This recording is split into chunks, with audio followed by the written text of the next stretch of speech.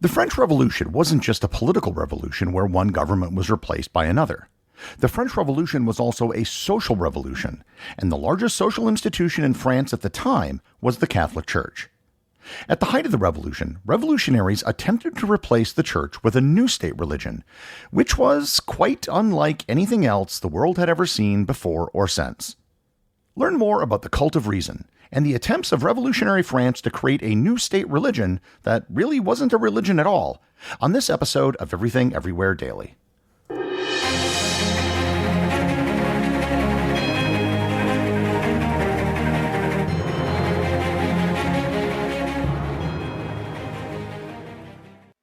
Mobile phone companies say they offer home internet. But if their internet comes from a cell phone network, you should know. It's just phone internet, not home internet. Keep your home up to speed with Cox. Cox internet is faster and has more reliable download speeds than 5G home internet. Cox is the real home internet you're looking for. Based on Cox analysis of Ookla speed test intelligence data Q3 2022 and Cox serviceable areas, visit cox.com/internet for details. Mobile phone companies say they offer home internet.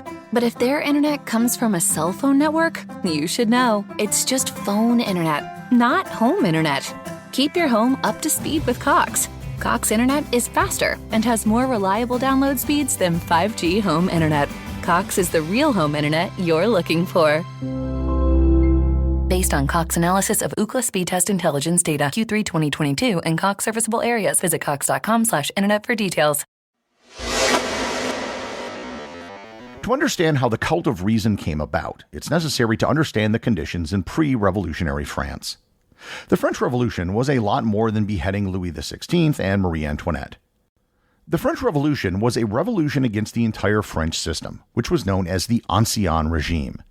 The Ancien Regime included not just the monarchy, but the nobility, and perhaps most importantly, the Catholic Church. The Ancien Regime established what were known as estates, which were broad categories of social and civil hierarchy under which society was organized. The first estate was the church, the second estate was the nobility, and the third estate were peasants and common people. Despite some activity early in the Protestant Reformation, France remained an overwhelmingly Catholic country. The Edict of Nantes in 1685 codified Catholicism not just as the state religion, but as the only religion allowed in the country. Protestants and Jews were not allowed to practice their religion openly, nor were they given many legal and civil rights. Marriages were not recognized, for example, unless the parties converted to Catholicism. Moreover, the church was the largest single landowner in France. There was a good chance if you were a peasant, your landlord that you paid rent to was a monastery. On top of that, there was a mandatory system of tithing, which was in effect a 10% tax on everyone. In the day-to-day lives of most people in France, their lives were more influenced by the church than by the monarchy. So when discontent in France began to grow, it was the entire Ancien Regime which was in the crosshairs of the revolutionaries, which also included the church, not just the king. And here I need to give a bit of background as to who the revolutionaries were and what the intellectual environment of the revolution was. The French Revolution, like the American Revolution, took place in the intellectual environment known as the Enlightenment. The Enlightenment is probably worth an episode of its own, but its origins can roughly be traced back to the late 17th century with the scientific discoveries of people like Isaac Newton. The discovery of scientific principles encouraged an environment where truth, reason, and liberty were held as the supreme values. While there was no uniform set of Enlightenment beliefs, many Enlightenment thinkers regularly disagreed with each other, there was a general consensus against reverting to tradition and mysticism. Many of the greatest Enlightenment thinkers came from France.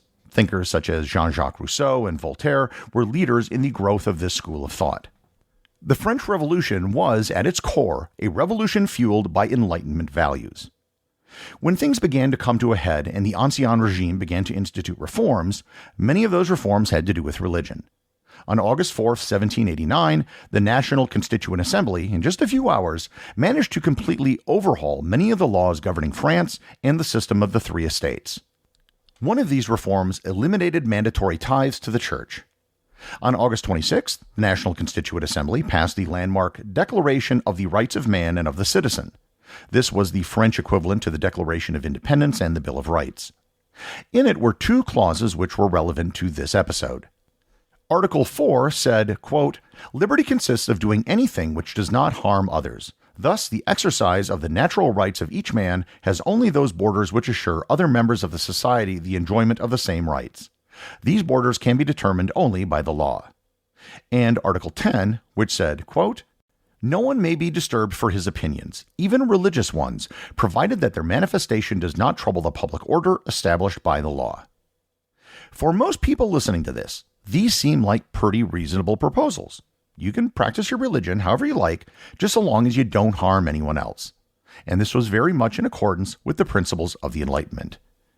On October 10th, they seized all church property in France and sold the assets to raise money for the government. Finally, on July 12, 1790, they officially made the church subordinate to the government. All priests were now to be employees of the state, and all the clergy were to be elected.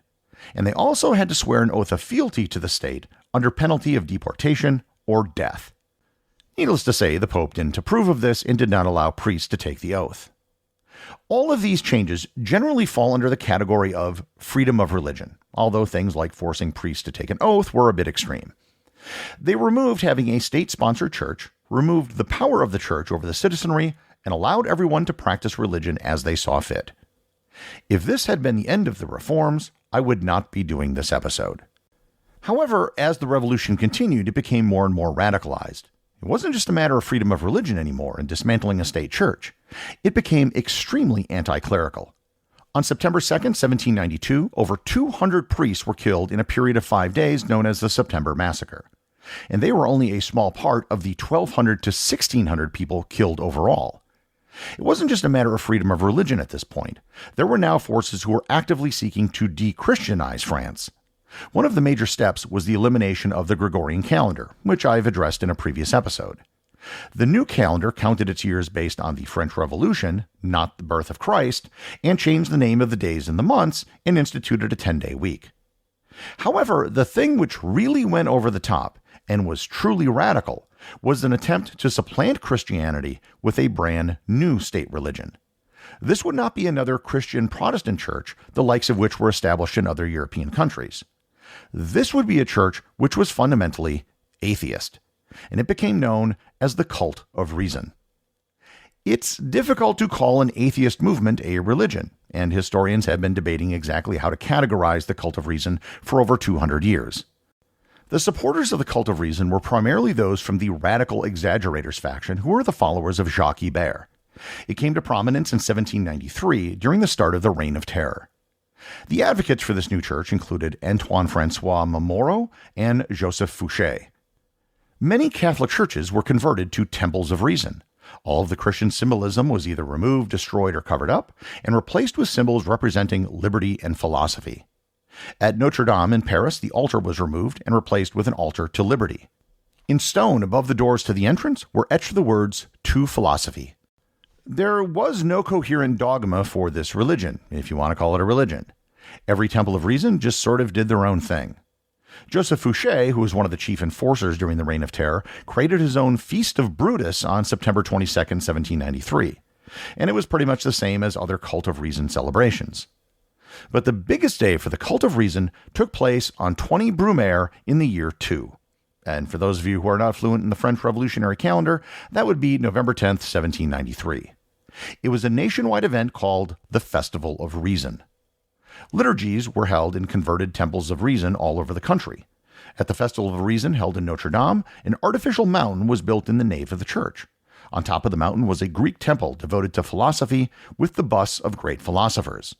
At the bottom of the mountain was an altar to reason with a torch dedicated to truth. Girls wandered around wearing Roman dresses and sashes in the colors of the French flag, and a woman was dressed as the embodiment of the goddess of liberty. If this sounds just a little bit like a pagan ceremony, you wouldn't be wrong.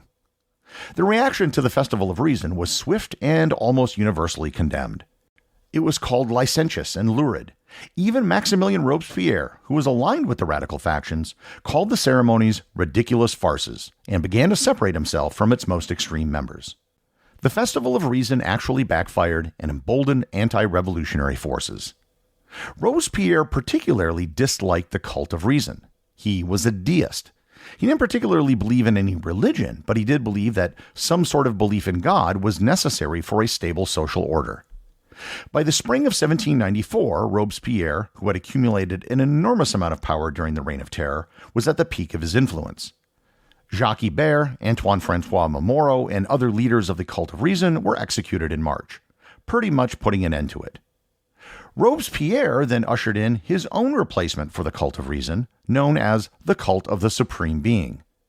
On 18th Floréal, that would be May 7th, the National Convention passed legislation making the cult of the Supreme Being the state religion in France. The cult of the Supreme Being was pretty much wholly invented out of nothing by Robespierre. The tenets of the church included a belief in a supreme being, an immortal soul, and punishing tyrants. On 20 Prairial, that would be June 8th, he took a page out of the Cult of Reason playbook and held the Festival of the Supreme Being. There were festivities all over France, but the one held in Paris was an extremely well-organized and highly planned event overseen by Robespierre himself. It went over about as well as the Festival of Reason did 8 months earlier.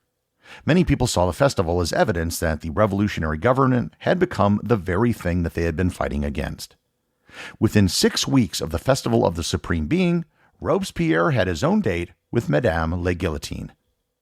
It's believed that the Festival of the Supreme Being was in no small part responsible for his downfall. With Robespierre dead, who was really the only driving force behind it, the cult of the Supreme Being quickly died out and was forgotten. The entire rise and fall of two French national religions, the cults of reason and of the Supreme Being, took less than a single year. Both cults were officially banned by Napoleon Bonaparte in 1802, who, ironically enough in 1804, was coronated Emperor of the French in a Catholic ceremony in Notre Dame Cathedral in the presence of the Pope. While much in France had changed forever, after all the bloodshed and struggle, France found itself once again a Catholic country ruled by a monarch. The cult of reason and the cult of the Supreme Being both ended up as nothing but historical footnotes to an incredibly turbulent time in French history. The executive producer of Everything Everywhere Daily is Charles Daniel. The associate producers are Thor Thomsen and Peter Bennett. Today's review comes from listener Wild Bill AK over on Apple Podcasts in the United States. They write, "One of my favorites, a thoughtful and interesting podcast. Everything Everywhere is a podcast about just that, everything and everywhere, as seen during Gary Arndt's travels. I particularly enjoyed the recent podcast about the United States minor outlying islands, which are a lot like a Seinfeld episode, basically about nothing. Keep up the good work, Gary. I enjoy your podcast very much."